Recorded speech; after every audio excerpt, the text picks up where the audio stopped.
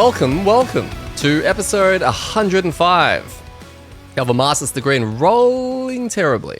I'm your host, Eddie, and I'm joined, once again, by my co-host, a man who's got some really spicy decisions to make on his Beetle character. And despite being 5 scenarios into this buggy insectoid, he appears no closer to knowing what exactly he is trying to do. Is this correct, Gaz? Say hi, Gaz, but you can answer the question first. Yes, it is correct. I have no idea what I'm doing. I feel like it's like my real life, right? Like I'm X amount of years in and I'm still trying to figure out what I'm going to do when I grow up. So yeah, I think that's all of us. did I just hit level 4? It was 4, wasn't it? Yeah. Because we say that level 4 is the class defining level until you get to level 5, and then it's class defining. Yeah, they're all, I mean, no, they're not all. It's just the ones we decide, which is usually all of them at the time. We actually, in our playthrough this week, we actually have a pretty bit of a deep conversation about, and it's during those moments I forget the camera's rolling, and it's just you and I talking. And we're going pretty deep because you're like, mate, I don't know what's going on here. And I'm like, yeah, I don't know. Let's sit here and try and work this out. And we're having a full conversation about it. I've now completely forgotten that the cameras were on when we had that discussion. Like, I can't remember what we discussed, but I remember being like, hey, this is it. So, yeah, maybe we can just release that. And, I could do a reaction video to my own conversation with you about that, right? Like, how many levels deep can we go in me just thinking out loud? What a mess. We have a pretty packed show tonight. Depends on where today. we are, yeah. And depends where they are as well. We're going to jump straight into it. So on today's episode, right after our dirt sheet, we'll be covering Scenario 6, Crimson Scale Scenario 6, Poisoned Water, which is the last in the chain of the 3 toxic kind of ones that we've been doing lately. We've got our amDirt diaries with Bleeding Claw and Beetle edition. And our topic for the week is the support role. And we're going to have a little discussion around that. Supporting. Is there such a thing, etc.? So stay tuned. I think you need more carbs. Oh, is that a health thing? Like a supporting my gut? Maybe. I mean, it's just your wheat just slipping in there. Your brain's like...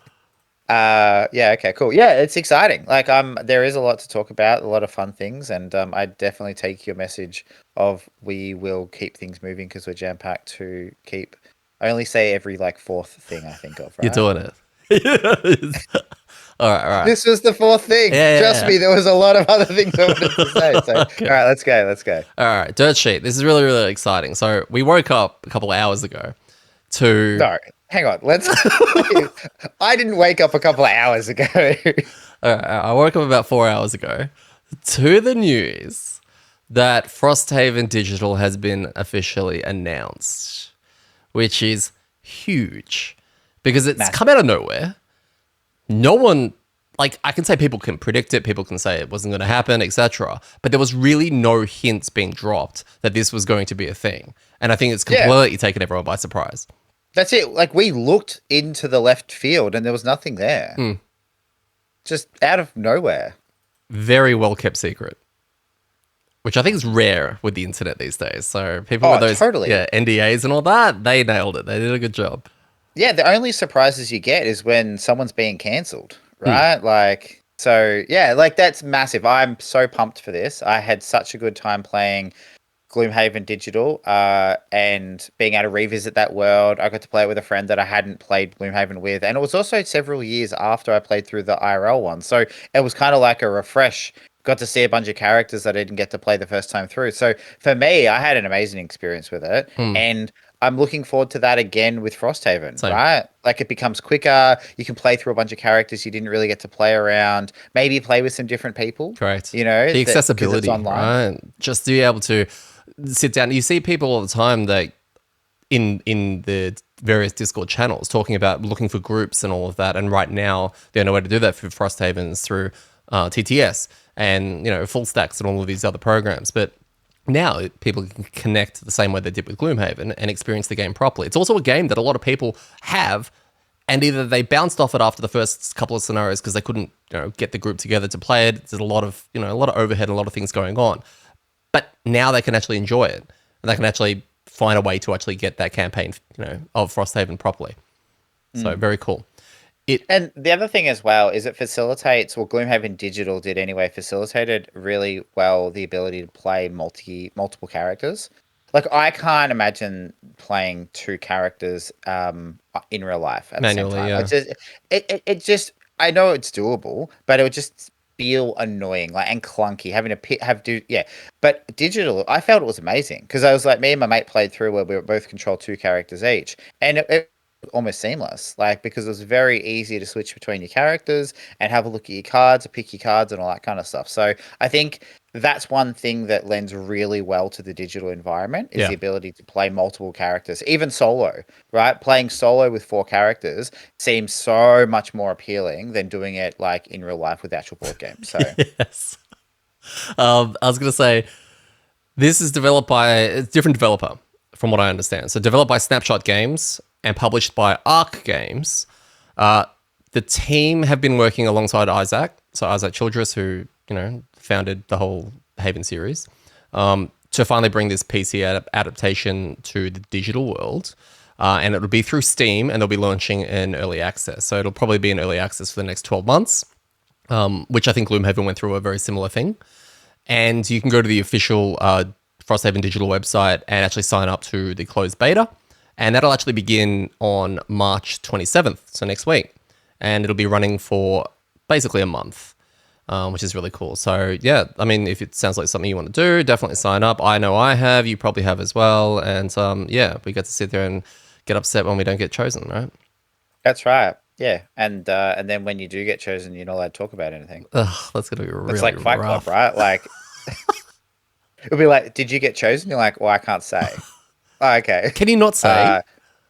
I don't know. I mean, I assume you can say you're in it. I feel like you can say I'm in the closed beta. I just can't tell you anything about it, right? Yeah, that's it. So, which is weird, right? Because it's not new content. It's so you'd be like, oh, you're in. Oh, okay, cool. How's the drifter? I'm like, can't really say. Best face ever. Because crushing weight work as it does, I can't really say. I can just see people going, "What? Look at the drifter. Look at what they've done with because they've changed the art style a little bit, right?" And they go, "Look what they've done to my boy." it just looks so cute. I'm in love. From what I understand, the early access has 35 quests, at least initially, across the first 2 acts of the game, with the full game plan to have over 130, and there will be 2 to 4 player co-op multiplayer. Now, I know nothing about Snapshot, the developers, but I do know a bit about Arc Games. All right, because I was just looking into other stuff they've done. They put out a game I loved called Remnant.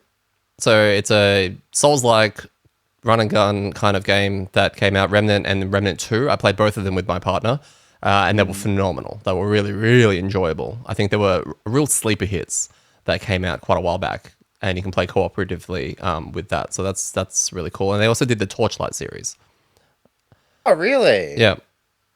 Oh, wow. I don't remember them from way back in the day. I don't think I played any of the more modern ones, but I did remember playing it when it was like, hey, this is like Diablo, but you've got a dog. Yeah, that's what I remember.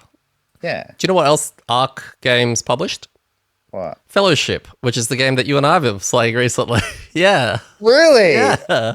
Oh, wow. Hit after hit. Yeah. Okay. So that's really exciting. Yeah. They've obviously Let's got go a lot of things they're working on. So hopefully they can. Oh, well, they're publishers, right? So they're not devs. I really don't understand what they do, but I'm sure they'll be fine. I'm sure they do something. Yeah, cool. No, but that is very, very excited. I think that getting more Haven to more people in more ways is always a good thing, and it can either allow people that can't experience Haven in its like board game form to be able to at least have some of it, or it can just give people who love the Haven the way to be able to play. Like there's no negative to this, and yeah, I think that is what we want to see. Totally. Getting Haven out there more just helps everyone. Yep. Love it. All right. So we'll jump back into our Crimson Scales side of things. We're going to go off to Scenario 6. So we went off to Scenario 6 and we'll cover our recap here. But first we had a city event now Last week we had a scenario that was linked to Gloomhaven, which meant we didn't do a road event, but we did one anyway. So we kind of rectified that this week and didn't do a road event. Whether or not, look, it's a bit loose, our campaign at the moment. And I don't think anyone's really bothered by it. But we did do a city event, and it was number 1 city event. It was BO1, basically. Oh, really? Yeah. And it was... I'll just quickly do the summary. While making our way through the sinking market, we caught a familiar, unsettling scent, the metallic tang of fear and death. And following our instincts, we found a group of vermlings huddled behind barrels and gnashing their teeth over something obscured from view. Do you remember this? Yeah. And because I'm a vermling on my current character, I think we're making these loose connections as to who should make these kind of decisions. And I was kind of thrown under some kind of a boss, right? It was your people. Yeah, kind of. So we had the choice between, in spite of our stomach, we can investigate the sickening scene or move on with our evening. You deserve one night off. And so it makes sense to obviously see it. And I mean, look, we've seen lately that a lot of our events are good and bad, good and bad, good and bad from an outcome point of view. And this was kind of no different in that we decided to see it. And then we ended up getting one reputation and we ended up getting, I think, muddle at the start of the scenario. And the other response was going to be we start the scenario with curse and we lose a reputation. So one is clearly, it's not ambiguous, is it? It's like one is clearly worse than the other. But what I found interesting was, did you realize this is the Beetle road event, city event? Really? Yeah. I didn't notice this until I went to find the number and put it in my show notes. And I'm like, oh, that's the Beetle symbol. Wait, we didn't notice that, or we didn't talk about it anyway during the playthrough. Why isn't the Beetle one? I actually haven't the foggiest idea, because the decision we made, you rush at the pack, swinging wildly. Unfortunately for you, they haven't drunk nearly as much, and they dodge your blows and skitter off into the night. Before you lies the corpse of the merchant you know well, with bloodied clothes, and they're all torn.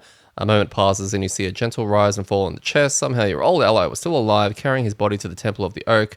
A primal protective silence falls over the party. Nobody goes after one of your own.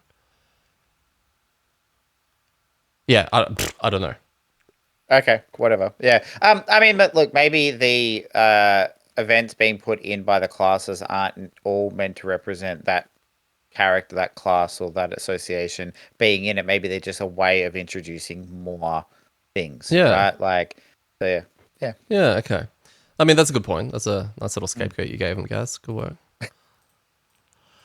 Scenario 6, Poison Water, our story, or previously on. So we basically followed, remember, water supply is in trouble, all right? And we killed the big ooze, and it's too late. The water's going to get there, and it's already infected the town of Gloomhaven. And of course, it's up to us and to cure it, to cleanse it, to plumb it.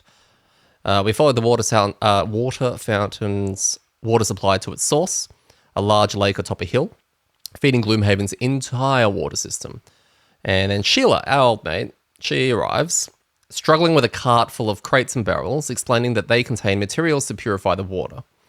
And before we could respond, she cries out and vanishes from sight. Really weird. Rushing towards where she disappeared, we splashed into the lake's edge, bracing for whatever came next. The scenario goal for this one was that the scenario was complete when the poison water supply is purified. Makes sense.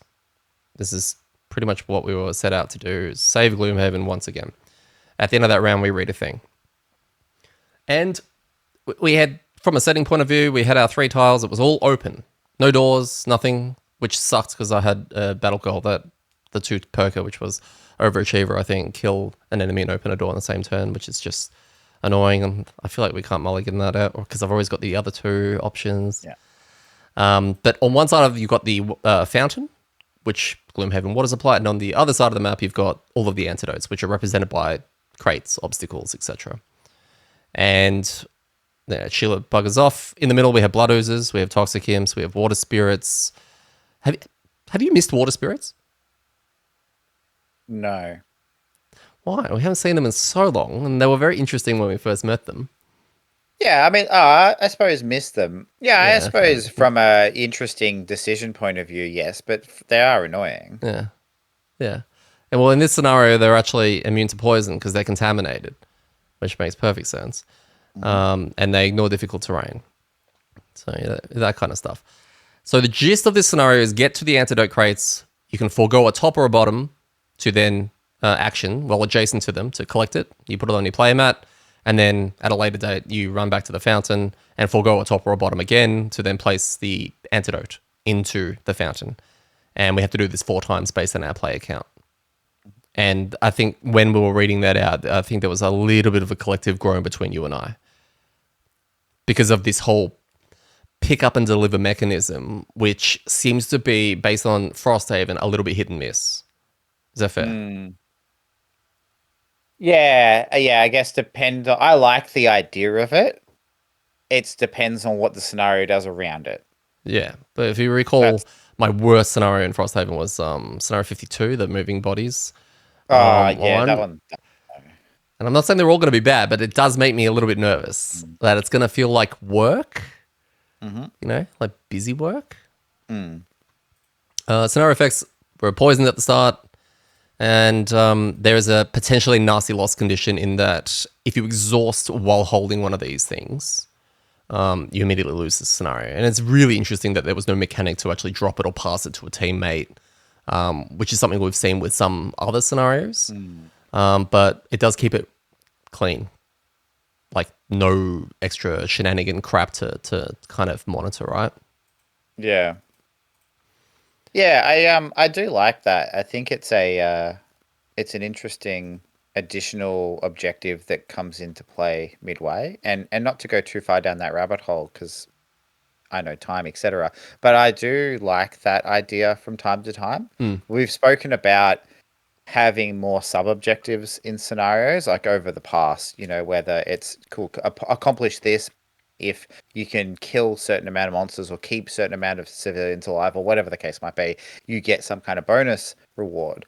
I do like these sub-clause lose conditions that can pop up, as long as they're not too difficult to track, right? They don't extra kind of complications or admin, or B, seem still thematic and doable within the reins of the scenario. So I like something like that. Yeah, I like that it puts a little bit of onus on yourself. You can't be reckless if you're going to be transporting it.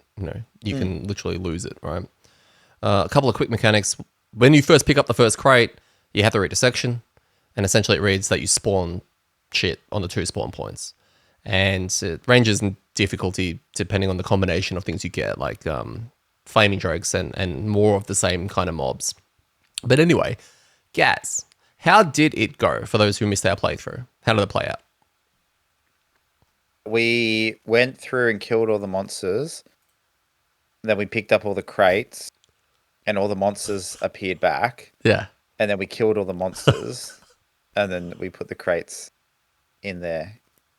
Pretty much. Yeah. Yeah, and it was like the decision of whether or not we have do we have mules? Like, do people with the highest movement do multiple tricks? Because you can't carry more than one.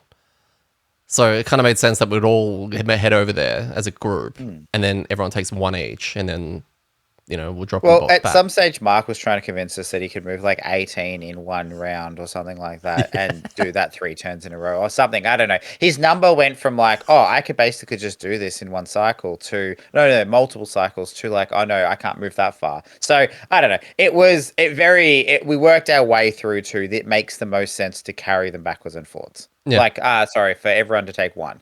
I don't doubt that Mark's capability, if one of us had gotten really stuck on cards, that he probably did have the cards to be able to drop one off and then scoot over, get another one and bring it back, because he has a lot of movement and a lot of stamina when it comes to that. So that wasn't in doubt. It was just whether it was a viable option to just let him card all 4.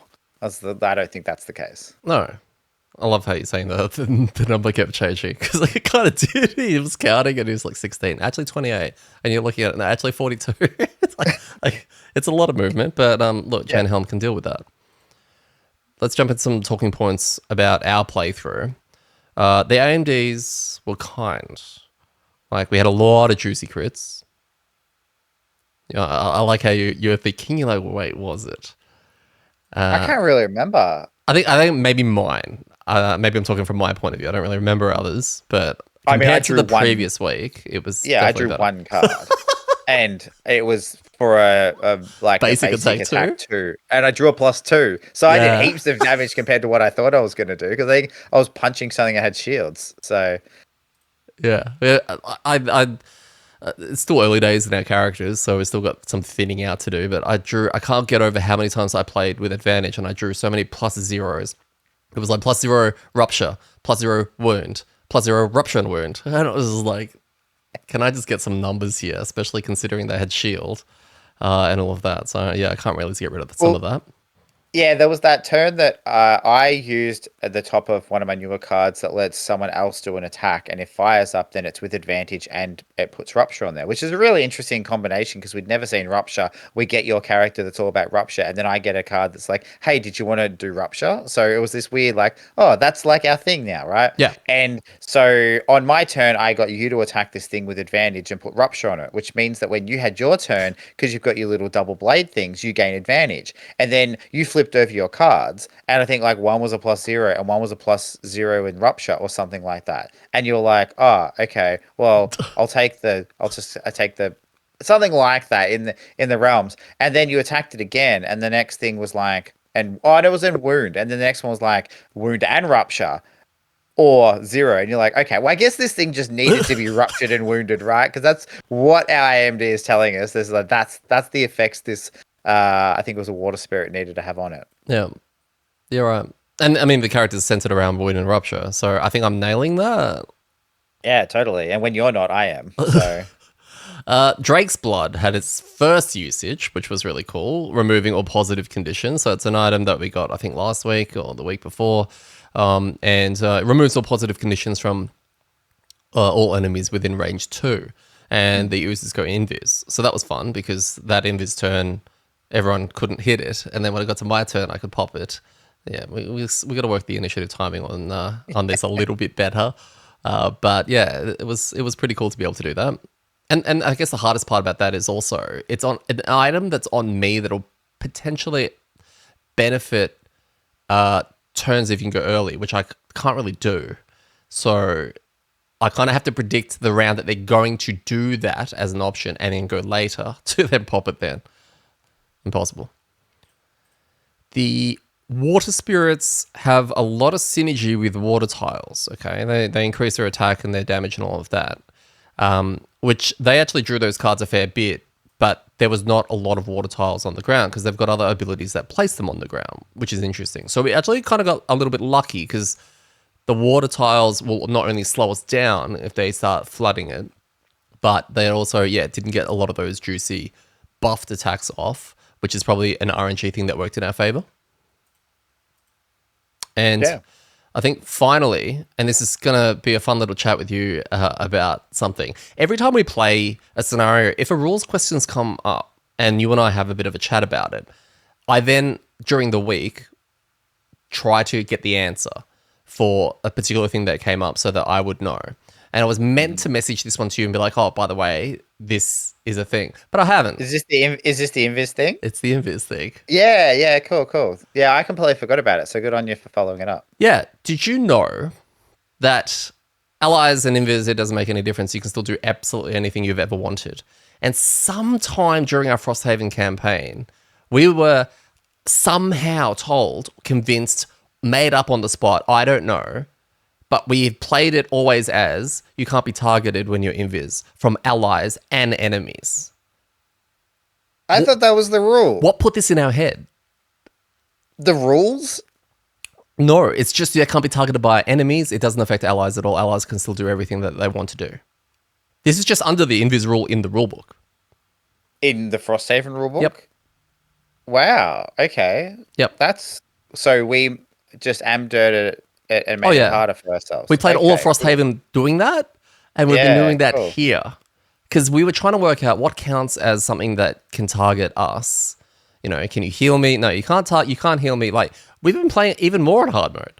Yeah, okay. So I guess for clarity for people who have no idea what we're talking about, because why would they? Because we're playing the wrong rules, right? Why would they assume to know those? Well, we played it through Frosthaven, and I am just finding this out now. We did this incorrectly. The difference in invis between Gloomhaven and Frosthaven is that in Gloomhaven, you're invis, you can't get targeted by anything, but you're also count as an obstacle, so nothing can move through you. The change from that in Gloomhaven, so in Frosthaven, was that you are then treated as you're like not there, so enemies can move through you, right? But somehow we've tacked on you can't be targeted by allies either, meaning you couldn't heal people or other things that are associated with targeting. And I'm pretty sure we stuck to that rule pretty hard. Oh, And yeah. I don't know if it came a lot because it was really probably only the Blink Blade and the Kelp that were ever invisible, and these were indestructible destruction machines anyway. So it didn't matter. But it came up in this last one where Deddy was invisible, and I wanted to use a thing on him that granted him attack. And he was just like, I don't know if that targets. And I was like, yeah, I don't know if it targets either. Whatever, we'll just skip it. We'll look it up. And we didn't get a clarification on that situation. We just got clarification on how wrong we are. Yeah. So I was like, I was half baked, like half thinking about, do I even bring this up? Because it's kind of embarrassing. And then I was like, well, the playthrough's got to go up. So, and then if I skip it enough, it'll be like it'll be my turn, and then it'll be your turn. You're like, I do, and then it just skips the fill. Yeah. Look, yeah, it's fine. Like, we've been wrong about way worse and more embarrassing shit than this. This is pretty minor in the scale of things, so it's good to know that now. Yeah. It's always good to be wrong when we're harming ourselves. Yeah, that's the thing, right? Like, we've been doing this incorrectly and making things worse. And again, it's a niche situation, but yeah, definitely making it harder. So Yeah, cool. good to know Well, moving good job. forward. Like, yeah, we can definitely do some cool stuff now. It's like a weird buff that the devs have just got. We have now made invis targets targetable by allies, and it's like, what a sick change. Let's see what we can do with that information. How can we abuse this now, right? Yeah. Okay, cool. I love it. So yeah, we basically killed every single monster, like Gaz said, and then we had to just try and get as much XP as we could before the Gaz timer, because I think Gaz had to drop off his antidote. Or was it Phil? Oh, yeah, it was me. Yeah. Yeah, I was just holding on to mine while I walked along and got as much XP as I could. Completely. All right, here's my questions about the scenario. Yep. Water spirits are still insanely annoying, especially the elites. Yes. Just from the shielding point of view. They hit fairly hard, and you want to go after they activate to negate the shield. But then you have to take the damage, in order to make that decision. So do you still think that they're well designed, or do you still like them as a mob type? Yeah, I do. I think because you have options, so you can go early to not get hit by them, and then you can use Pierce to negate their strength, right? And then can get out of dodge if you want to. You can go after them and use your HP as that buffer of like, well, I'll do more damage and I'm fine because I've got enough HP or shields or some. So that's your way that you deal with them. Am I going out of sync? A little bit, but it's fine. Is it? Okay, cool. Yeah.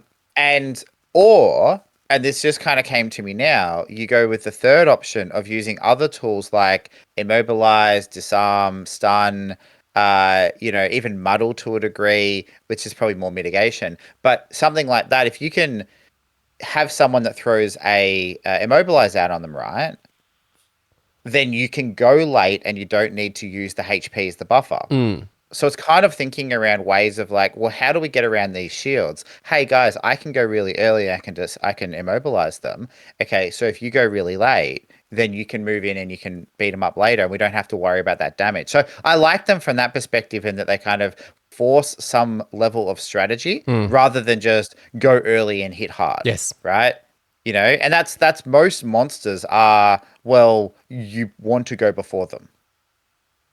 But in these instances with 3 shields, there are some instances where you going before them isn't an option. You're doing an attack 3, even an attack 4, right? You're really not going to get through them that quickly by just like pummeling that. So you almost do need to cop the I'll take a hit, which then adds an extra level of strategy. Yeah. So yeah, like I do like them from that design.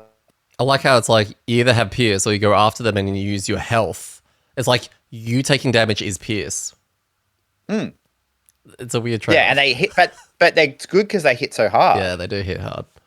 Like if they only hit like a wet cabbage leaf, then it wouldn't really matter. Like you'd be like, oh, whatever, I'll take a couple damage and I'll get poisoned or whatever. But yeah, the trio of toxic imps, flaming drakes, and blood oozes We may never see them again, as they were like consistent in this particular quest chain, and the chain seems to be built around using them. Can you maybe rate them from maybe worst to best or most interesting to least? Blame Drakes, is that what they're called? I think so. They are like archers that fly. Like they hit so hard. They are priority target. They're gross. I really like them from that in that they're a massive threat. Yep. And I probably don't rank um, speeding drakes as high because I feel like they land somewhere between doing a bit of damage and doing some annoying things like stun and immobilize. They are annoying at higher levels, but I don't think they've become as priority target. These were definitely any time we got hit by them, it was gross. I like the toxic imps. So they were definitely, I think, the hardest of the three. Mm. I think toxic imps. I like their kit, but I just found that they were too reliant on their sequencing of their cards to make it worthwhile, right? So they wanted you to be toxic so that they then got the bonus from attacking you when you were toxic. But sometimes there were these weird combinations where that just didn't come up. Yeah. And because there wasn't enough things around you that do toxic, then it doesn't work. So, it's yeah, it's kind of if they had innate toxic, then I think that might be better. Maybe they do it higher levels, so maybe that's where they get a True. bit harder. But I do like them from a difference is they're more offensively tough than normal forest imps. Forest imps are kind of there and cursy and poisony, and then everything else finishes you off unless there's heaps of them. Mm. But these felt a bit more like, yeah, they can like kind of threaten you a bit more. So if they were side by side, because we sometimes call out priority targets, you would be smashing up a flaming drake before you even touch the toxic imp. I think so. Unless I know that like at lower levels the toxic imps only have like 2 and 3 HP. Yeah. Right. Like unless you can just delete one, then if you got a decent sized hit, yeah, I'd be trying to kill the flaming drake first. I think they're just the damage output is way more. Yeah, I agree. And then lastly, the blood oozes. I really like this variation on ooze, in that it just did some different things. It didn't kill itself. It wanted to split, and it also went invis. I like that. Yeah, I like monsters that go invis. I think is very interesting because again, it changes how you play. Night demons are not so much because they go super early, so you almost don't have any way of interacting with it. Yeah. It's like, hey, for some reason they always draw their one late card when they are invis, which is annoying. But I like the idea of you having to go, oh shit, this thing's invis. It's forcing me to go late. Again, it's the same challenge as with the water spirits. It changes the way you play because otherwise your turn becomes less effective. Yeah, they've got some interesting tweaks because there's, I think, one attack from the Blood Ooze, which I really like, is the one that, it's like an attack 2 poison targeting one person adjacent and then target someone at exactly range 2. And it's like, it's weird. It's very cool because it gives you a whole other dynamic to think about. Normally, we don't want to be adjacent to targets knowing that we're going to get hit, but this is kind of like a little mini curveball to work around, which is really cool. Yeah. So, yeah, I think all 3 variations are as good as the originals in regards to how they feel balanced and you interact with them. And, like, if we had those versions instead of the normal versions, I don't think it would stick out like, oh, these are really weird and don't make sense. So I think the designers did a great job of making these also feel like proper Haven monsters. So, yeah. Last quick question. From our OG Explorer lineup, would it have been easier or harder? Because just mind you, Vortex lacks Pierce. From memory. Yeah, maybe a bit trickier. I don't know. This scenario specifically, or this mob group? No, this scenario. I mean, we would have had move through hazardous and difficult terrain with the fluff. Yeah, I think it would have been much the same. I think I had a little bit of pierce on my Galaxy. I think we had enough pure damage through the chain helm, stuff like that. So plus by the end of your vortex, you were learning to go a lot later, which means you don't have to worry about this the water spirit shields anymore. Yeah, that's the big shield. So I think we would have been fine. uh, unless we got it here really early. Yeah. Like if we had gone like not done TOA and just gone like the first couple of missions and this was the first detour we took, I think we could have struggled. Because we Yeah. did actually, it was quite challenging the first of these three that we did because it was with the OG lineup. That's true. It was very hard and there wasn't even that much stuff to do. It was just like the pure damage output of the high damage monsters. So, um, No, that's very true. I was like thinking back to like the wave one, and I mean the wave one we got lucky with the RNG, etc. But I mean, even in scenario one, I think we attempted on +1, and those water spirits were pretty hard hitting, and we were very vanilla back then. But yeah, that's interesting. yeah. All right, let's get into your thoughts on scenario 6. I think it was good. I liked the pick up and deliver mechanic. I like the mob types because I just talked about how I like the design of those. It was just too easy, but I think that's on us now. We really should have been bumping the difficulty up. Yeah, But that's a hindsight thing, right? We know now that we could have done at more difficulty with higher difficulty, and it probably would have been fine, but a challenge.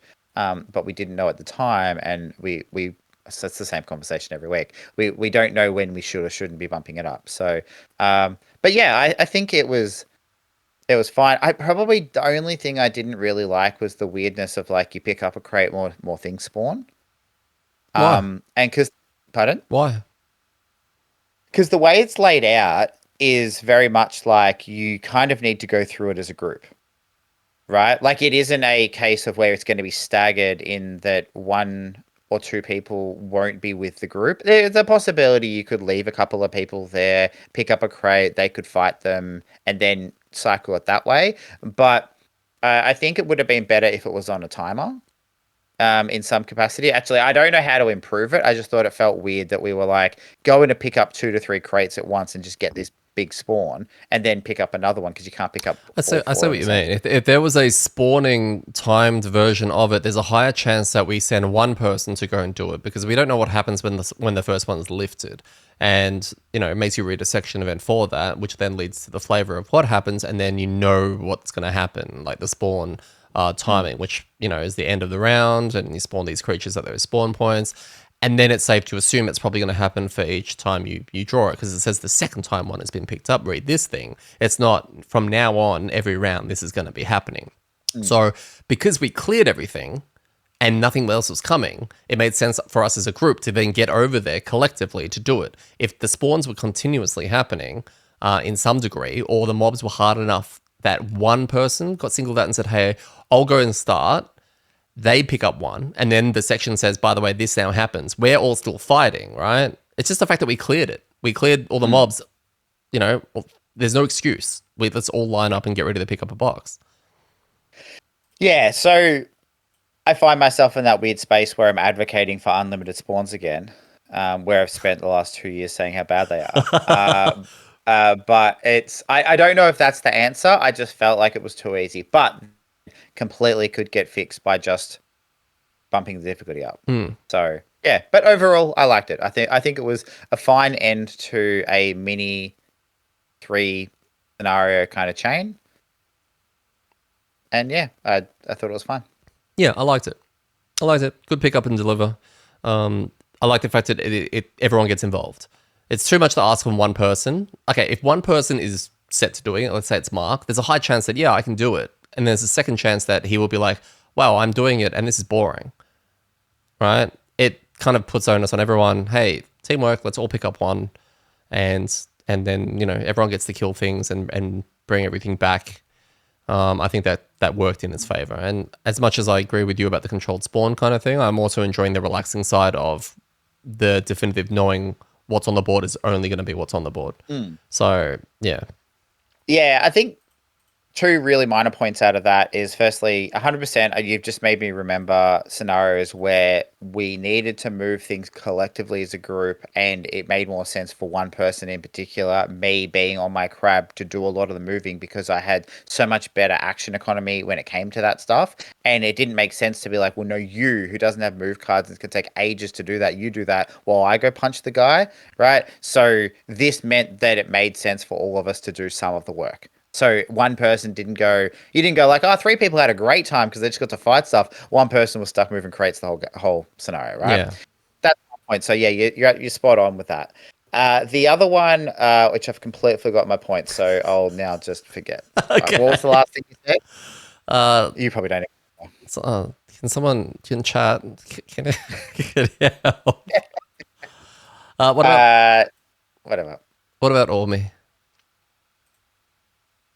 I think Omi's fine, although he probably gets in this weird spot where we kill all the monsters and he just stands there. And then we pick up a crate and suddenly he's just swarmed with monsters again. So I think it's very dependent on where he finishes up when there's no monsters left. It'll take him a while to get to the middle, which coincides with exactly what you're saying. So he will make it there, and then the rest of it's just whether or not we can keep the mobs off him because they'll be spawning all around him, and he'll be like, "Oh, things to hit." But I generally think he's fine.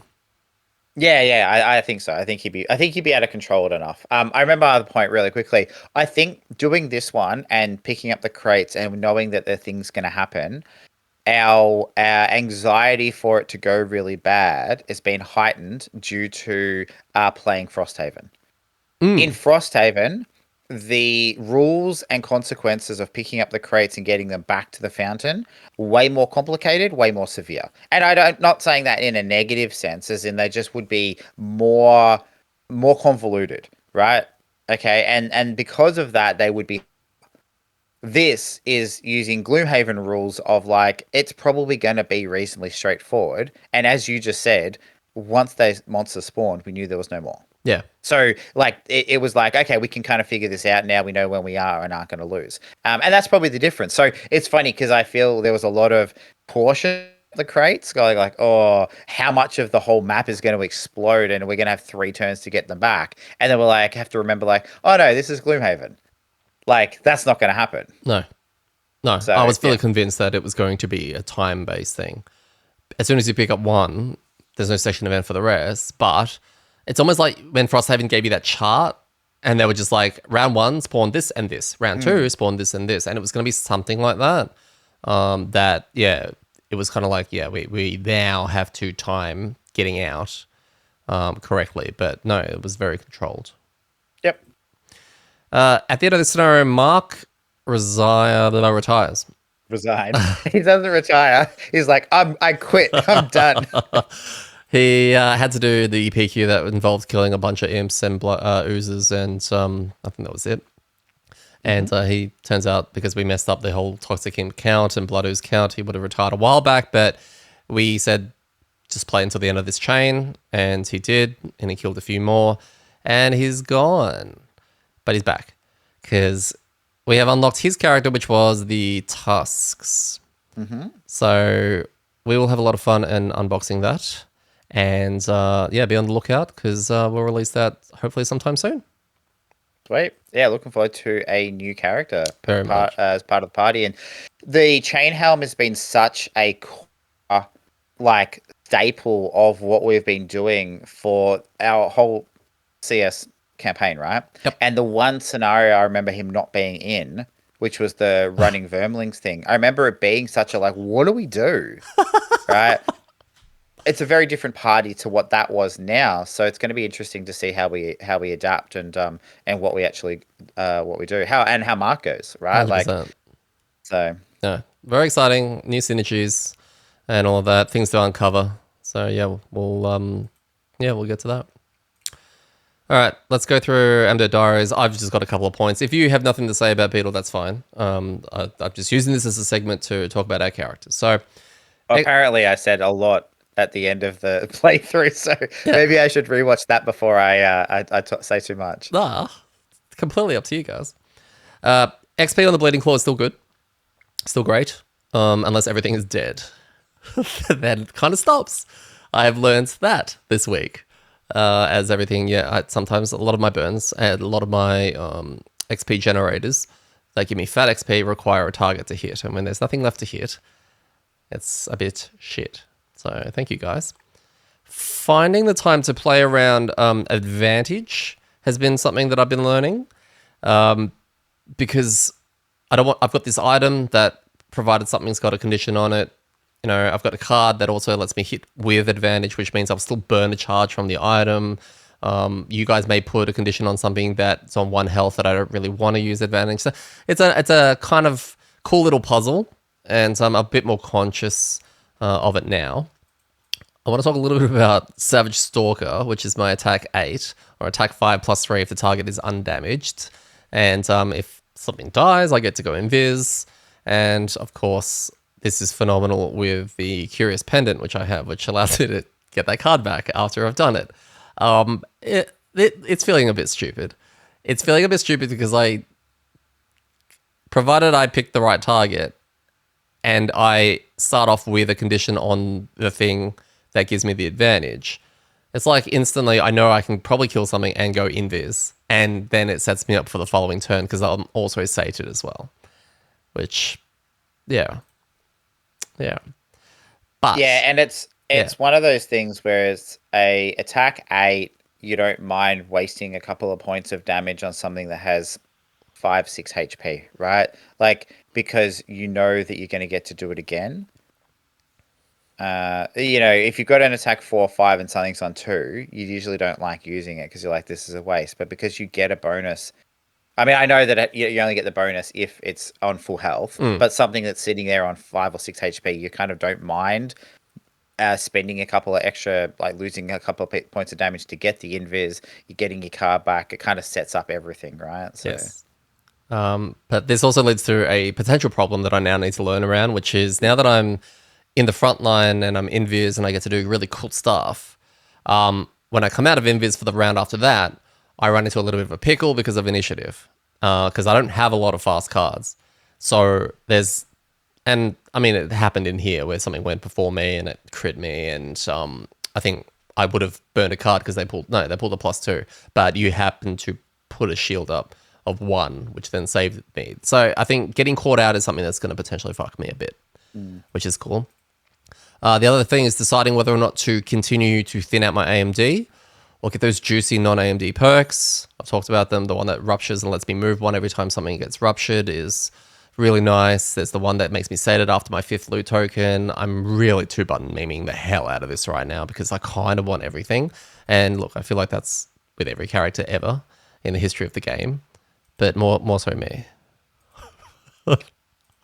And then, I don't know, I feel like, am I missing something? And it got me thinking, what am I missing? And I'm like, I don't think I'm really missing anything in my kit. I think I've got everything. The only thing I really want is a really fast initiative that's not tied to a completely irrelevant card, which the fastest I have is to 12, but it's on the one that allows me to move and give myself retaliate 1 or move and give myself like shield 1 or something like that. What do you want to see from the Bleeding Claw, Gaz?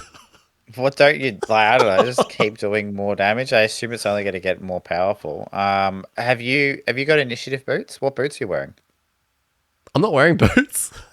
There you go. Well, that fixes the one problem that you think you have. Take the item that says, "Hey, you get to reduce your initiative by 10." That makes all of your cards. So. I'm just gonna prove that I can do this without boots and armor. Why is this like the self kind of challenge? Yeah, totally. This is I'm just going to do it without getting upgrades and items because I'm just so powerful. No.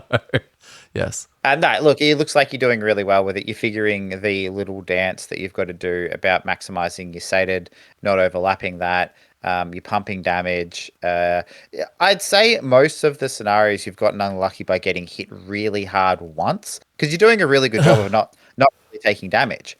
But you've managed to, in that one instance you take damage, you've been crit twice and then hit with the +2. So I think because of that, it's made it tricky, but you've done a good job of then healing back up, staying alive and things like that. So I think you've been doing a great job so far. Yeah. I'm finding it. I'm finding I am still sometimes with card selection and planning, I'm still taking a bit of time. I mean, it's still fresh, but I'm happy with how things are going. Well, it's like in Dota when someone puts their little Bloodseeker token in the mid lane, and you go, all right, well, I mean, this could go really good or really bad. How good are they at what they're doing? And then it's the 4-minute mark, and they're in your lane ganking, and you're like, okay, great, we got one of the good ones. You're at that point, right? Like, you have got the main DPS.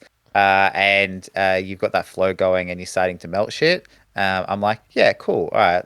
Yeah, no, I'm happy for this guy to have this role. Yeah, okay. I'm not a liability yet. Yeah, well, you're not like, oh, I'm going to play full support mid Bloodseeker. And you're like, oh, okay. I guess, why not? Did you learn anything on the Beetle? Nah, not really. I'm still just trying to find my flow of how to make use of my abilities. Yeah. No, that's completely fair. Yeah, it's going okay. I think it'll just be different now that we don't have Mark. Um, so Yeah.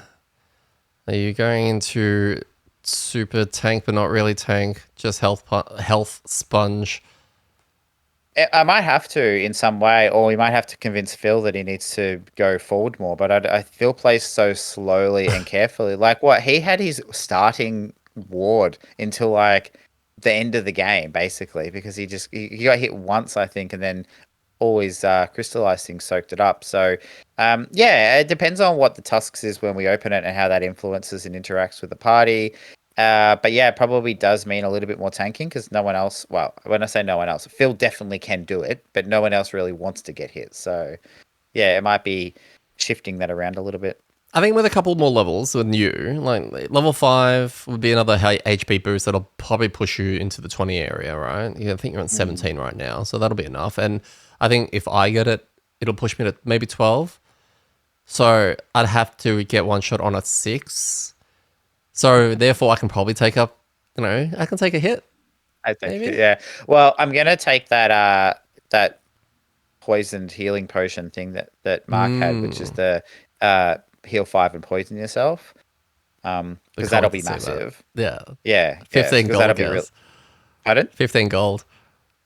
Yeah, I know it's a bargain. That's so good. So yeah. So I'll grab that, and hopefully between that and a couple of other cards, I'll have enough self heal and sustain. Amazing. All right, let's get into our juicy topic. Time-wise, we are doing exceptionally well, so yeah, we can really relax now. Our topic of the week is the support role, and I think we both were thinking about this, but separately, about more the archetypes in the Haven series, and your frontliner, your tanks, your supports, your brawlers, your DPS, your range DPS, all that kind of stuff, right? And for conversation's sake, we're going to be mostly talking about Crimson Scales and Frosthaven for this particular discussion, because I really don't have a lot of info on Gloomhaven. You're welcome to throw in your 2 cents when it comes to Gloomhaven stuff, but my information will be incredibly inaccurate if I try to say something, and I'm very big on not trying to sound silly, especially with the launch of 2.0 at some stage. But how would you define a support? In Haven or in general? Yeah. Yes. Yes. Okay. I mean, I guess I take the idea of a support from generally in games to be it's helping the other members of the party achieve the things that they want to. So it can be any kind of balance between buffs that make them do what they want to do better. It can be heals that make them pull them out of a risky situation, or it can be the CC side of things that like help mitigate and or disrupt the enemy so that like people can not take damage or do better stuff. Yeah. Right? That's probably broadly how I see support, and I think that's how my broad idea of it translates into Haven. Yeah. Spot on. Like, I think I align with that. I've got, I define it as a class or a role that has abilities or a playstyle that assists any given party through nearly any means that does not include directly damaging the enemy or directly absorbing, mitigating incoming damage. And it can kind of probably be broken further down as a sub roles or subclasses. Ultimately, like you got your healers, which is basically direct healing and regen. Buffers with strength and bless ward, etc. Debuffers with curses and muddles and wounds and poisons.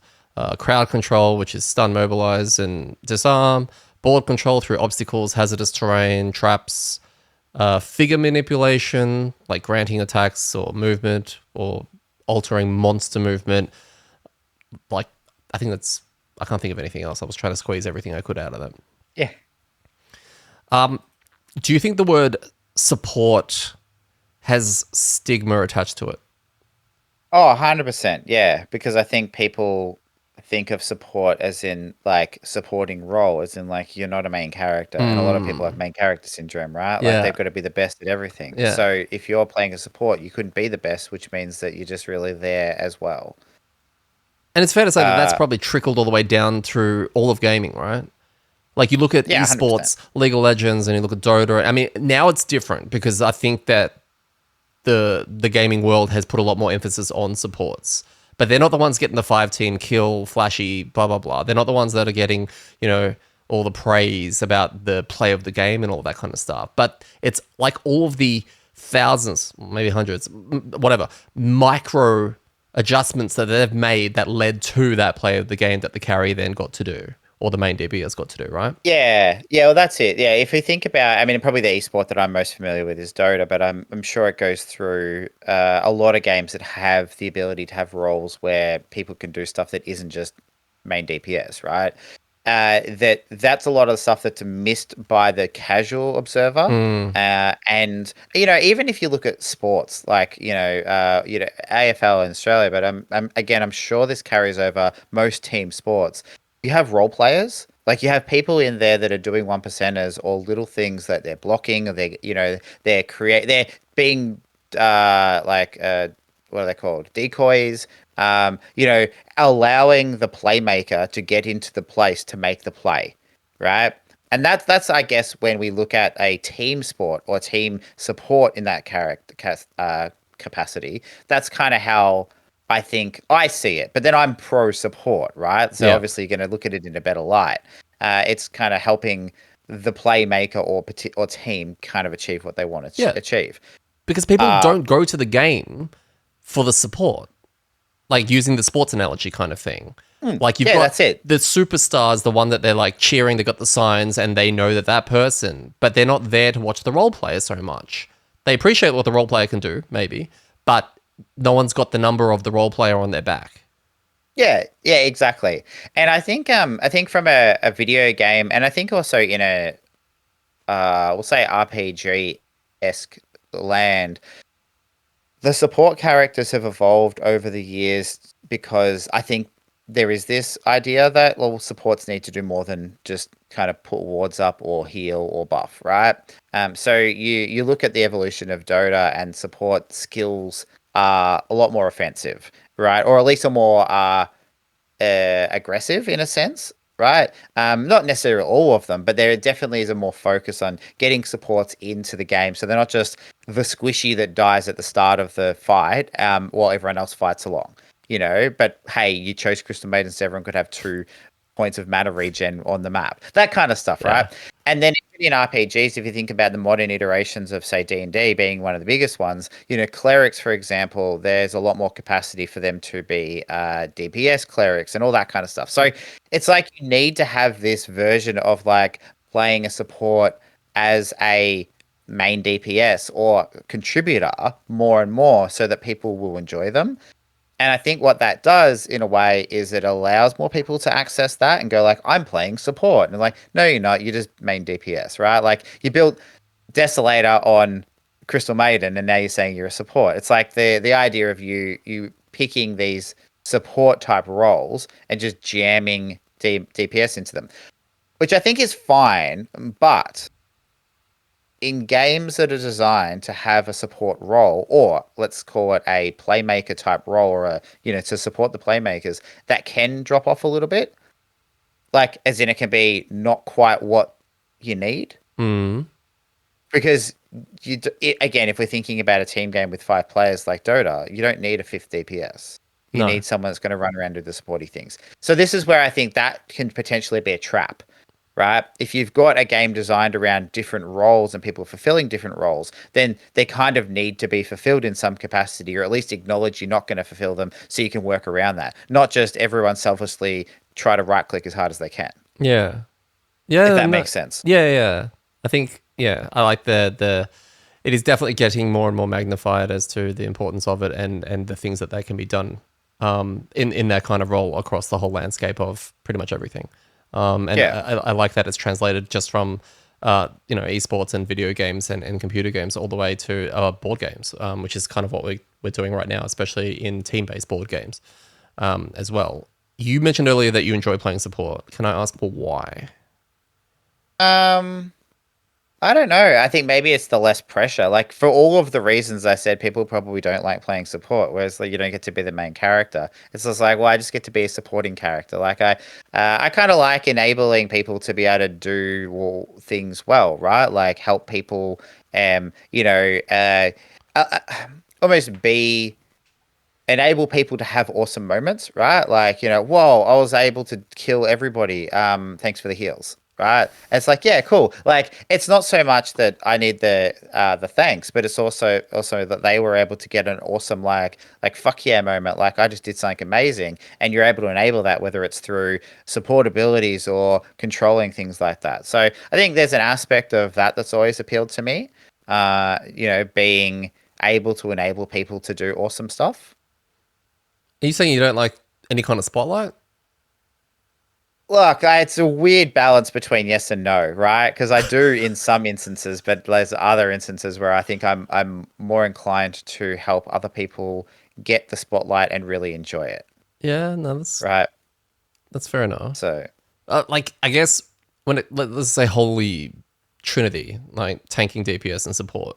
Are you that deeper in your choice of support that you would nearly always first pick that kind of role every time it's given yeah, to you? yeah, 100%. Yeah, like if you're picking a random game and you go and the that Trinity, or sometimes I guess it's the D&D the 4 version, which is you fighter, rogue, wizard, and cleric, right? Like they're the kind of, so that's your kind of tank DPS, range DPS in the wizard, and then your healer.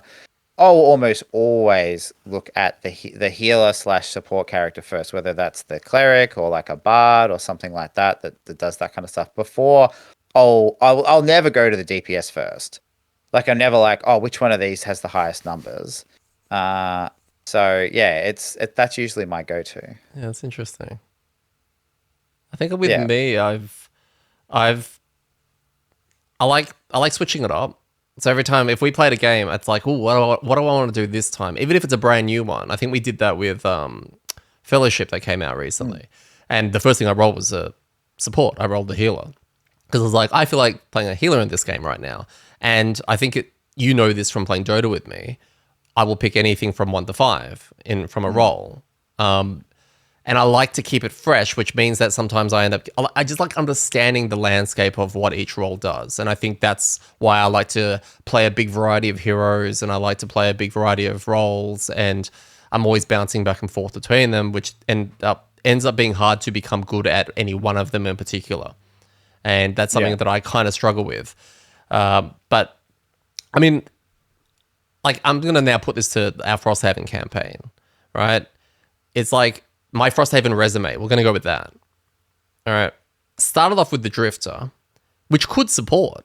It had support capabilities. It's got mostly through healing.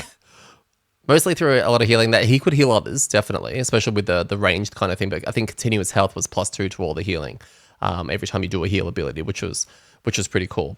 I didn't go down that path just because of crushing weight. It just looked really, really, really cool. And then I had the Snowflake, which definitely can support. Some would say it's probably one of the best supports in the game. And initially, I saw it as a full support. But that little thing I mentioned earlier about I just want to try all facets of something made me go, well, that's the obvious choice. I want to go against the grain. And that's probably another thing when it comes to choosing things is like, what is everyone liking? I'm going to do the opposite, right? I'm going to pick the underdog. And that's actually something I enjoyed in Dota. And I think you might be similar. It's like with picking heroes that you don't see very often because it's like go the underdog, go the one that no one likes.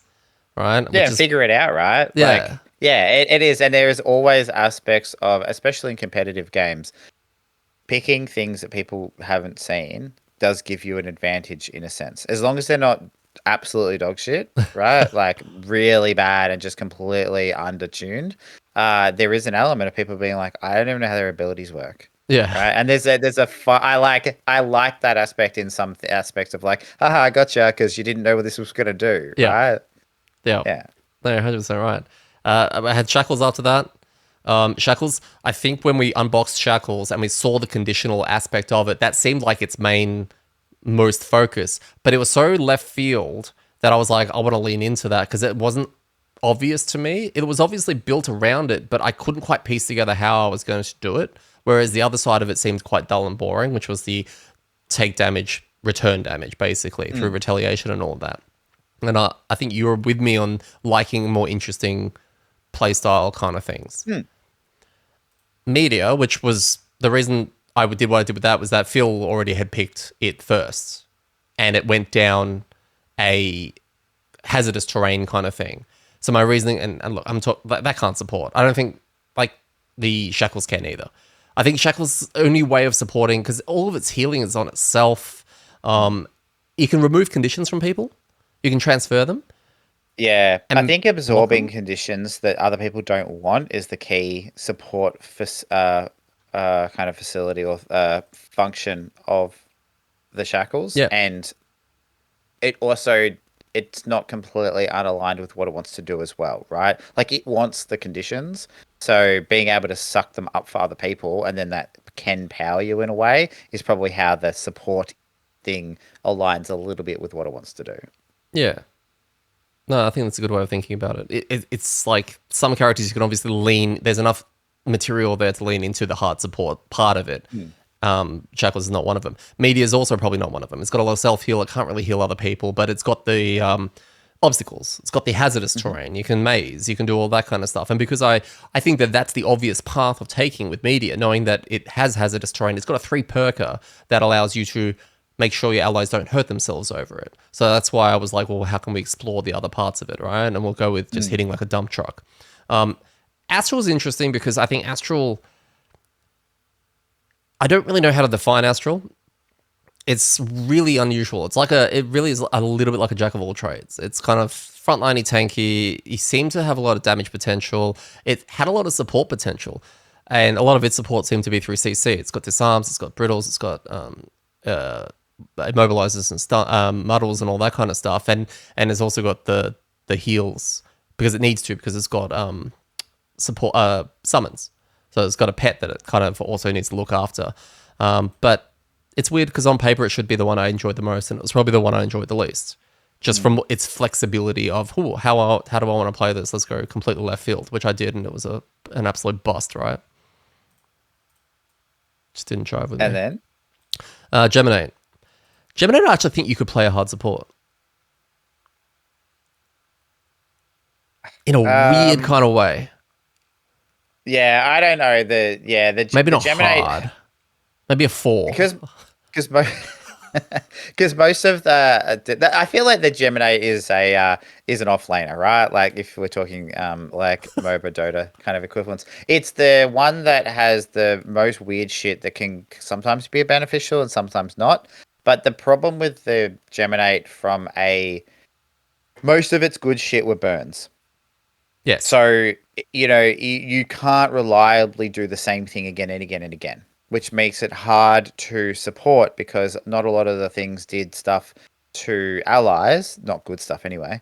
And then the negative things were probably temporary. Like if I can't remember if it have disarmed or stuns or whatever. It had a But fair bit of if it did, CC. yeah, but I feel like if it did, then it's probably not spammable in a way. Oh, I don't think anything was really spammable with that. It also had a lot of heal allies. It's just no one ever picked them. I was going through its cards earlier when I was coming up with this, and I was actually quite amazed at how many heals it actually had. It's just no one bothered. Yeah, that's fair. Because DPS, right? Yeah, DPS. But it had, a fair bit of CC. It kind of does a little bit of everything. It's got tanking, it's got DPS, it's got range damage, it's got melee damage, obviously. It's got all the, it literally does everything except promote joy. I think that was the only thing it was kind of lacking. But yeah, if I went under the support mindset of, going again, I would consider playing the Drifter as some kind of, ranged, but also support. Due to the fact that it's heals. But, I mean, is a healing support fun? You're just reactionary, right? That was going to be my question. So, I mean, like, I could run through my my resume really quickly, but before I do, which I did play a couple more characters in a more supportive type role. I asked the question, is playing support in Frosthaven fun?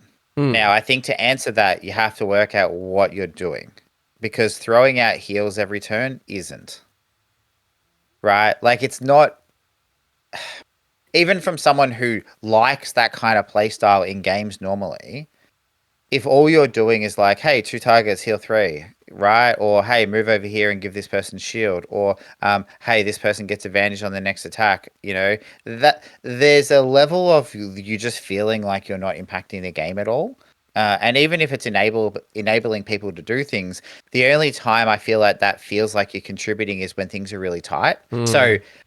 someone gets a condition that's going to book their turn, hey, I can remove that. Or someone gets crit and they're down to low, and you're like, hey, I can go really quickly and I can bump you right back up. So those instances, it feels fun. But if someone's got 15 HP and they get hit for 5 and they're down to 10, and then you're like, yeah, I'll top you up with 3 and regen, like, Yeah. you don't feel like you did anything. You're like, they could have not got healed and they could have dealt with it.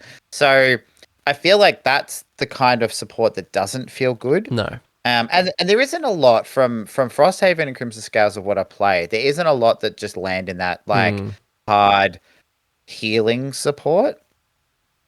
I know you said you don't want to talk about Gloomhaven, so I won't go into details. But I know like the music note is probably the one of the ones that's or kind of recognized as the hardest support in the Haven series. And that probably plays, if we're thinking about Frosthaven and Crimson Scales, it probably plays closer to, I don't know, like some kind of weird combination between the Snowflake and the Banner Spear and I don't know, probably others. Like people are going to flame me and say that it's nothing like that. It's not like that in its playstyle, but it's like that in its ability to have a bunch of extra shit that isn't just like throw heal out, Yeah, okay. right? I get you. Like, so if I think about the characters that I played more supporty on with Crimson Scales and Gloomhaven, I think of the Banner Spear. I think of the Galaxy, who's kind of very similar in that instance. I played Shards as a support type character early on. Did you?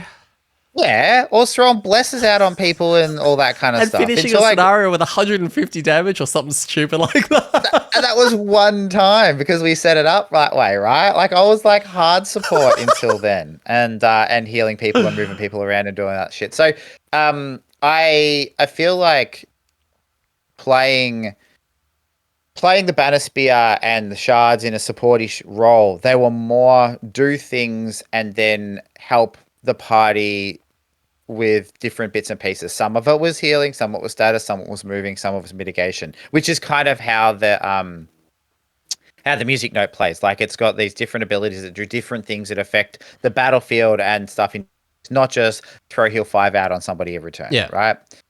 And so I guess that if I think about the role of support in Gloomhaven, it's probably, so the Haven series in general, I feel like it's in its best spot or most fun spot when you get to do it in interesting ways and also weave it through and influence the battlefield. Yeah. So I'll use the Galaxy as a really good example of this. And I feel like maybe is a better example than the Banner Spear in that one of the basic cards that I used from level 1 all the way through to when I retired was essentially I'm here, in the hex next to me is an ally, and the hex next to that person is a enemy in a line, right? It was like an attack 3 maybe, and if there's an ally there, they get healed too. That in itself is really cool because it gets to heal, but I get to flip an AMD, and the flipping AMDs are like, whoa, it's one of the more fun parts of being offensive because it's the randomness. You don't know what's going to happen. You pull a miss, which happens all the time to me, but you could pull a crit or a plus or whatever, right?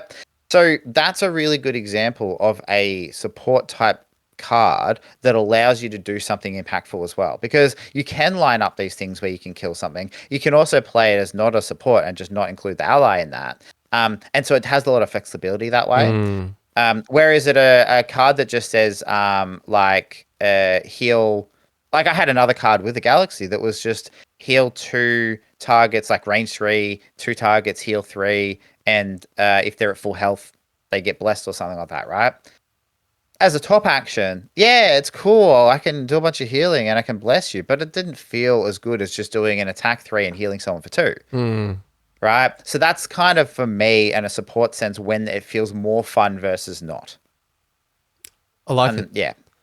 I really like that. Let's go through your resume. All right. So I started with I've the got it here as Geminate. well if you need a reminder. Oh, okay, cool. Yeah, well, you can quiz me or you can pick me up on it. So I started with Geminate. I had no idea what I was doing, and I got to like level 6 or something like that. So I didn't see much of the support stuff, or I didn't pick it. I was mostly just putting wound on allies, so that's support, right? Um, then I moved to the crab, the Mm-hmm. coral, Mm-hmm. which I played super tanky, which I guess is a support in a sense, but that's kind of a separate role, right? Which we'll probably talk about in the future. But that was Can that play more. support? Well, I think from a Gloomhaven perspective, that probably lands more on the supporty thing because it's like doing a thing that's supposed to be helping the team generally, not just doing DPS. But you can probably move it into its own category because that generally is a category in games, right? Like tank, initiator, like that. So I played crab. Uh, no support really on that. I don't think, other than getting in the way of shit. What about through hazardous terrain? Sorry, difficult terrain manipulation. Is there a The world there with water. that kind of Yeah, I can think the work? thing was I didn't really use that because at the time we had the snowflake creating ice or hazardous, we had the meteor creating fire, and we had the trap creating trap. So I was like, I'm gonna also do that. So I won't play around that. And then when I did play around the water thing, I just played around with putting one down to stand on so that I got advantage. So yeah, that I didn't really do that, but I could see that being a way, like being in the DPS maze type. Um, Kind of help it. Then after that, I played the Banner Spear, and I probably played that more supporty than like it's probably as hard support as you can go, really, without literally just choosing the heal cards. Which I've heard some people Um, do. Like a lot of people who are new to the kind of series, when they pick up Banner Spear, they don't want to focus on the formations because it's too hard, and they focus more on mm. banners and healing and supporting in that kind of role. So it's like, but it's not a straight up healing, topping up health bars. Yeah, I think like I just went through and picked a lot of the formations that had bonuses for allies. So like there was two I think I had that healed people. Some stuff like that. The heal banner was just OP as like just broken. And but I didn't really take any of the other banners that were like the +2 attacks or shields and things like that. So Mm. it was kind of like a small amount of healing. Plus, I would pick the attacks that had heals on them, and then there was a couple others in there that would play through. So yeah, I played that pretty supporty. What did I play after that? Just quickly on the Banosphere again, was it fair to Hmm. say that out of all the classes that we've discussed so far, and I don't want to go through them all, but is that the one that can probably do the holy trifecta and represent all three roles? Um, Which yeah, which would probably. be rare, right? Yeah, it probably is pretty rare for most characters because it does have a decent amount of tankiness. So some would say it's the best tank in the game. Uh, One person on Reddit. It is. It can do a very good job at like the healing style, help people support. And I think its damage can go.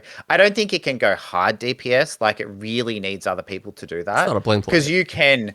Yeah, for the formations, like you can BYO allies, right? Like you can make your own summons and you got your banners and stuff that you can use. But it's so much easier if someone just stands where you want them to. So yeah, I think it can do a decent amount of damage, but it does require everyone working together. So Yeah, yeah, okay. but it's probably the closest to the whole to that kind of tank DPS and support that one character can kind of switch between. Who did I play after that? I feel like it was Prism. It was.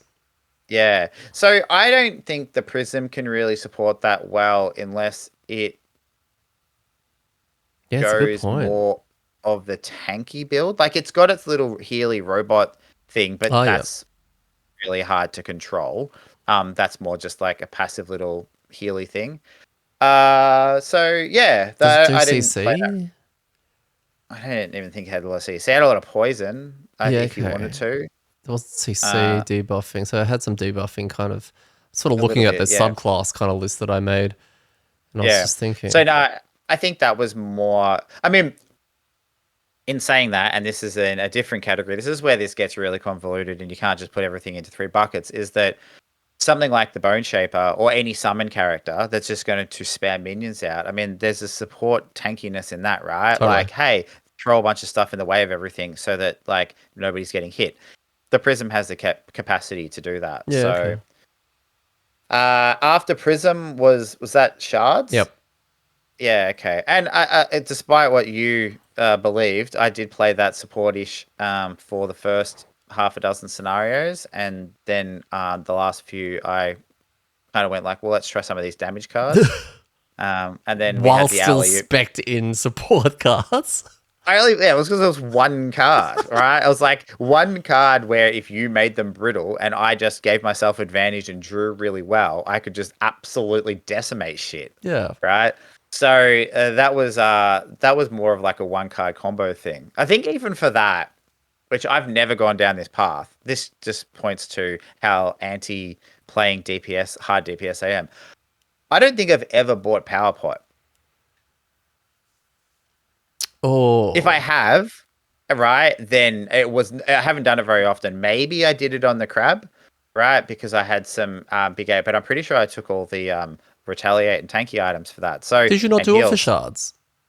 Well, yes, that's what I mean. Shards was the only time because I was like, I've got this one card. I'm going to go hard DPS on this. I'm going to buy a power pot, and I think I got something else that buffed my damage as well. I was just Yeah. like, I'm just going to do all in on this one card. So, yeah, that was that. But yeah, again, that was a weird kind of support because it was like there was one of those cards that let you spam blesses. Like I think it was pretty easy to put like 5 blesses I in remember someone's that. deck. Yeah. So that's an interesting way of supporting, and I think that's probably one of the most explored areas of the Haven series in general, is positively impacting people's AMD. Not from a give them advantage, but like you're playing a class now that has its own special feature, which is called Empower, which allows you to put like a rolling modifier into your own deck. Like I'd love the idea of Bless is so swingy, right? Because it's either double damage or you don't pull it. I like the idea of other things that maybe more manipulate that. There is a So slight caveat here in that we haven't seen the rest of Crimson Scale, so there could be something else in there, and we haven't unboxed I think Diviner from Forgotten Circles, and I know very little. The name comes up a fair bit, but I have little idea of what the hell that does.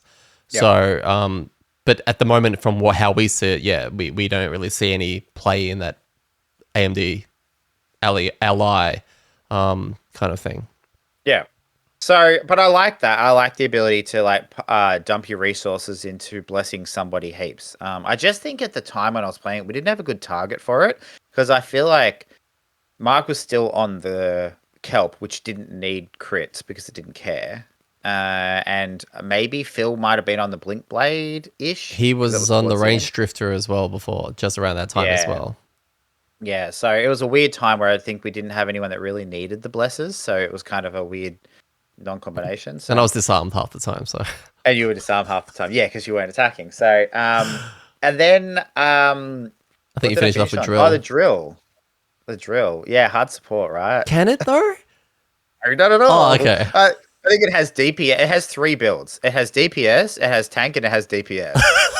Like, yeah, that's what it does. I just want to have a look at its because like they're on the back of each character board. There's the charts, and they rank from 1 to 5, minimum of 1 and 5 for what their roles are. Yeah, support is at 1. Oh, I stand corrected. Apparently they can go down to absolutely zilch because drill has not a single ranged attack. So yeah. Yeah, okay. So I'm really surprised what the one support thing it can do is. Maybe it thinks that having shields is a support or retaliate. I don't know. But yeah, the drill's just offense. It's an offensive puzzle, and I don't think it really wants to support. Is that what we finished? That's what I finished on, wasn't it? I think so. I'm not 100% sure. I don't think I played anything else. So yeah, and look, now there is the argument that gets thrown up all the time of the best support is DPS, because if you kill something, then you're removed from the map, and that's where Haven differs to other things, right? Like you can't WoW raid and just bring all rogues because we'll just kill the boss before it does any damage to us and then it's fine. It doesn't work that way, right? The No. game is built around this. Haven is built in a way that you don't need these support roles. And it's what's brilliant about it, okay? Because if it wasn't like that, then it wouldn't work. Yeah. Because you'd come in with a party of whatever you've got and go like, oh, who's got the most heal cards? You. Well, I guess you have to play that role. Yeah. And then that would just ruin experience, right? Mhm. Who's the main tank? Well, you are. Okay, here, you have the tank items and you go stand over there, Yeah. right? And It pick doesn't nothing but gain shield cards, right? correct, right?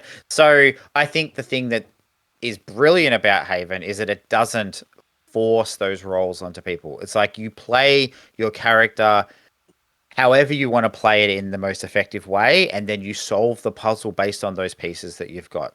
Yeah, Right? which is And we it's had fair to say that you can pick any character composition in the game and make it work and beat any scenario, even on +0, just as a standard kind of thing. Any yeah, floor with any build and card combination. Surely you could definitely do it. surely. I mean, yeah, I'm why not? convinced you can. I'm convinced you could eventually. I feel like there's some really janky combinations you could get on some very, very niche scenarios in Frosthaven. But I think Gloomhaven at least is built on that theory, right? Like even some of the undertuned characters in Gloomhaven, right, that community says probably weren't as powerful as they should be. I feel like any combination of those in almost all the scenarios in Gloomhaven should be doable. Mm, Frosthaven's just weird because there's some scenarios that are super, super niche, right? Like scenario 14, without some way of cheesing that, becomes really difficult, yeah. right? So yeah, I'll put an asterisk next to what you say. I agree. Any four characters on any scenario can complete it. With an asterisk, so there could be a couple that make the rule. I love it. I love it. Very quickly on the remaining characters that we didn't play. Blink Blade, I think I've looked through their cards and they've actually got a few heal cards, which surprised me a little bit. I don't think we've ever And seen create, them. and create elements, and they've also got one that gives people movement. I'm pretty sure. So Yeah. So you can play a hard support Blink Blade.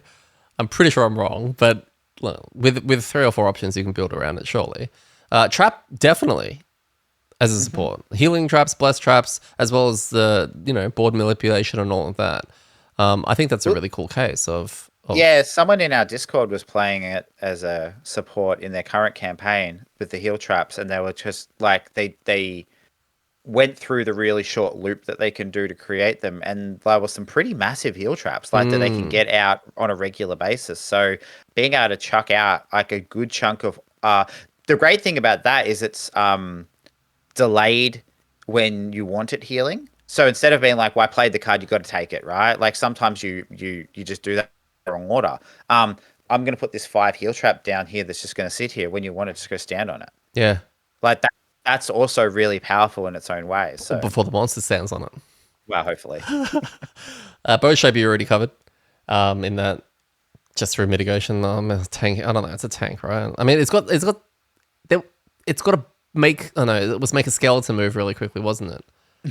Yeah, I think it's got make someone else have more retaliate. Yeah.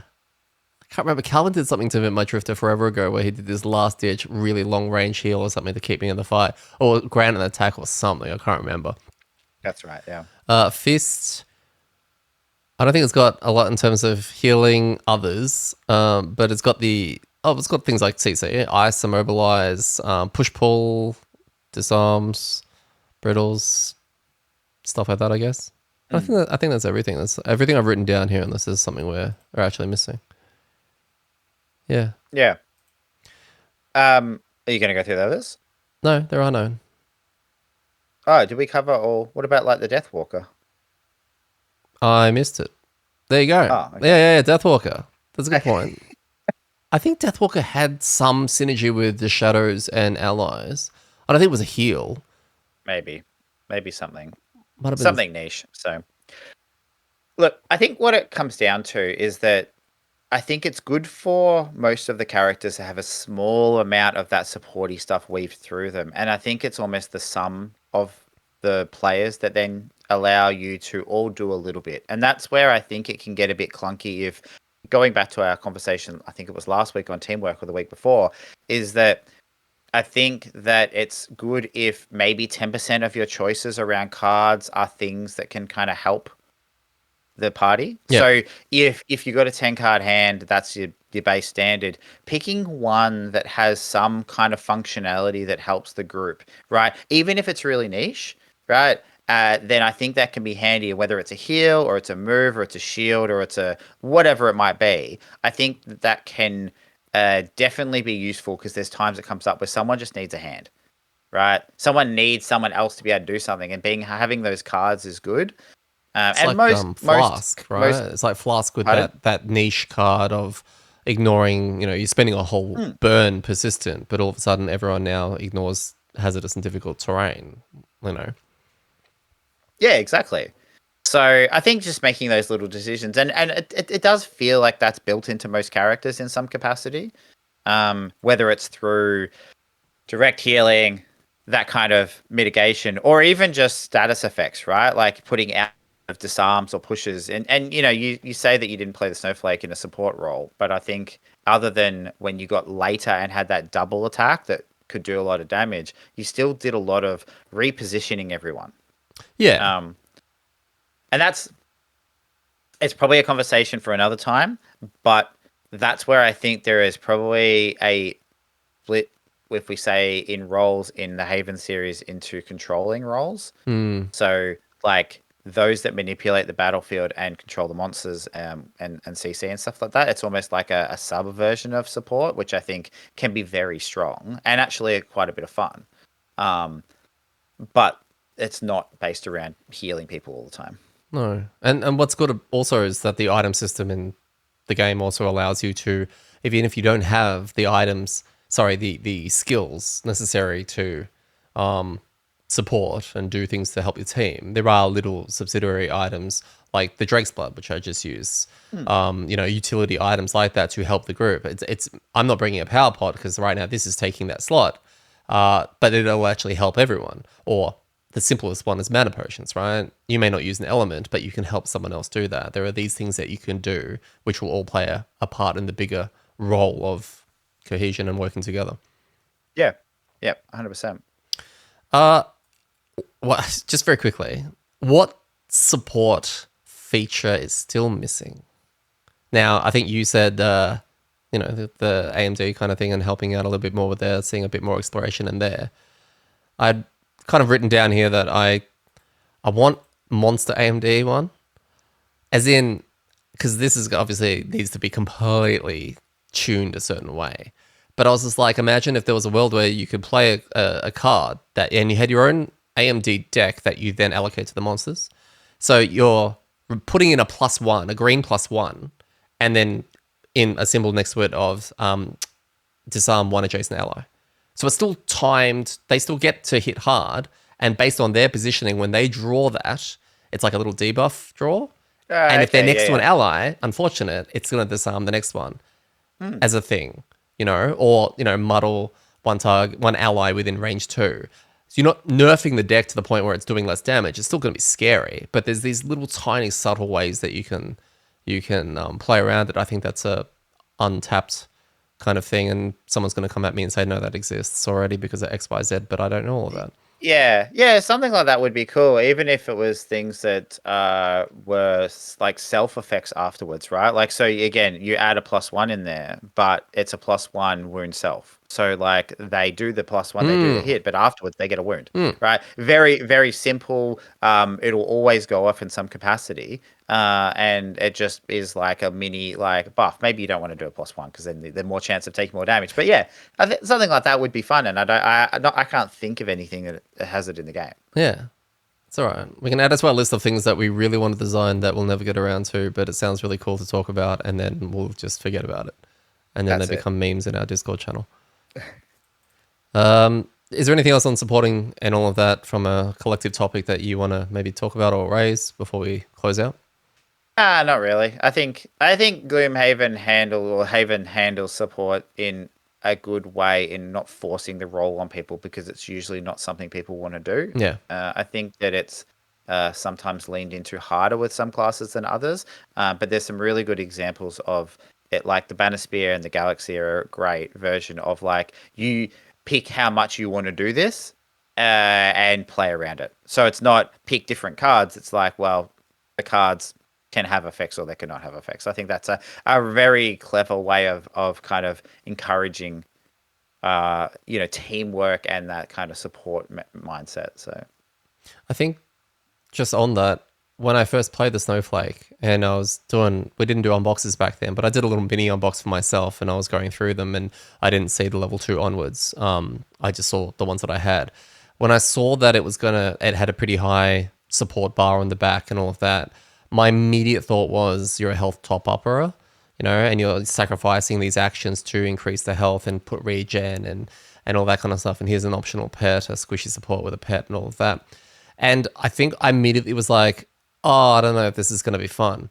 And it was, I think, the traditional and the easiest thing, and I don't think it's really seen much in all of Haven, apart from maybe the Tinker at the start. But the idea of just walking around and topping up health bars and all of that just did not seem fun to me. But since coming as far as we have, it's completely opened my eyes to all the million different ways that you can support the party.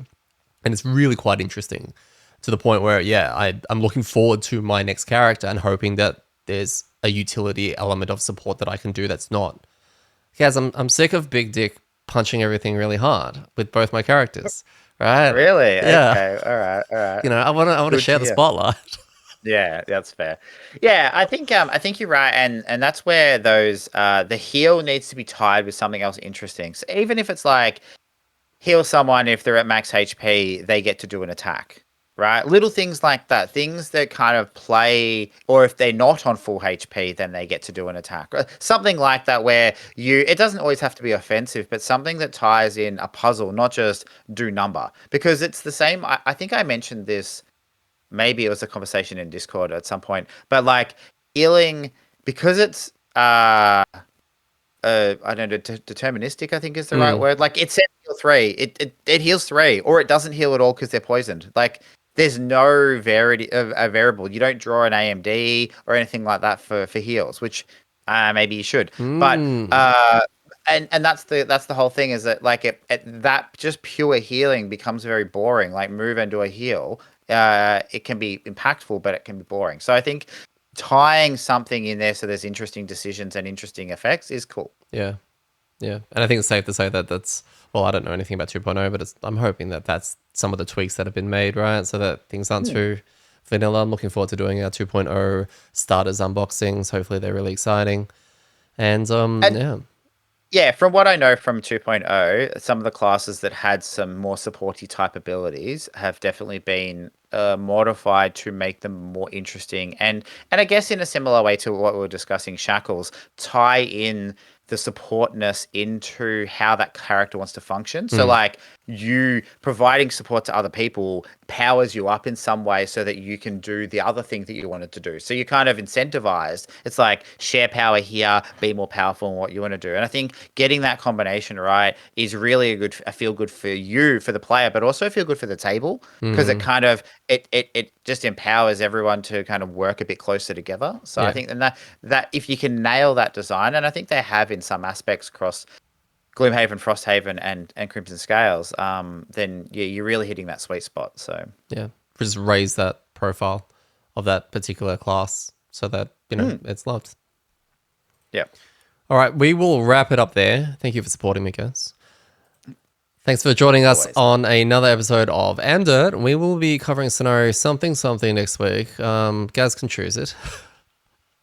Hopefully it'll be good, or we can just blame Gaz. Awesome. Well, it's my fault either way. I've been your host, Eddie. I've been joined again by Gaz. And remember, when it comes to rolling terribly, it's all the sports fault.